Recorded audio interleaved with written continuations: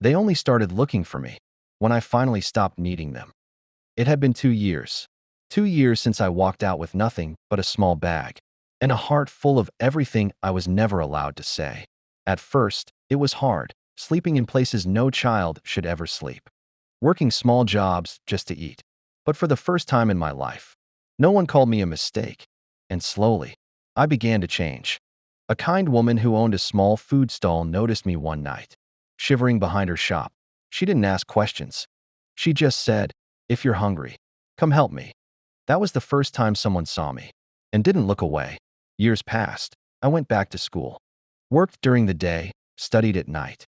And for the first time, I started believing something I never dared to before. Maybe I wasn't the problem. Maybe I was just never given a chance. At 18, I stood on a stage, holding an award for top student in my district. The same child they called useless was now the one everyone was clapping for. But in the crowd, I saw them, my family, older, quieter, different. My mother's eyes were already filled with tears before I even spoke. My hands trembled as I stepped toward the microphone. I had imagined this moment so many times. What I would say, how I would finally make them feel the pain they gave me. But when I looked at them, I didn't see anger anymore. I saw regret and something else.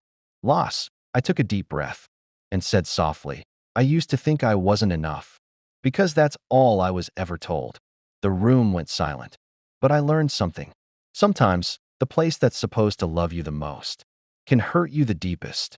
My mother broke down, covering her face, and still, I continued, my voice shaking. I chose not to become that pain. Tears rolled down my face because I deserved better, even if I had to give it to myself. For a moment, no one moved. Then, slowly, the entire room stood up. Applause filled the air, not just for my success, but for my survival. After the ceremony, my parents walked toward me carefully, like they were afraid I would disappear again. "I'm sorry," my father whispered, his voice breaking in a way I had never heard before. My mother couldn't even speak. She just held onto my hand like she was afraid to lose it. And in that moment, I realized something powerful. Forgiveness wasn't about them.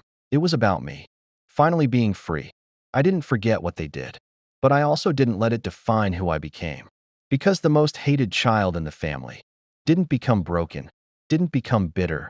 That child became everything they said they never would. And finally, I was no longer the child they blamed. I was the one who proved them wrong. Kindly subscribe so you don't miss our next story.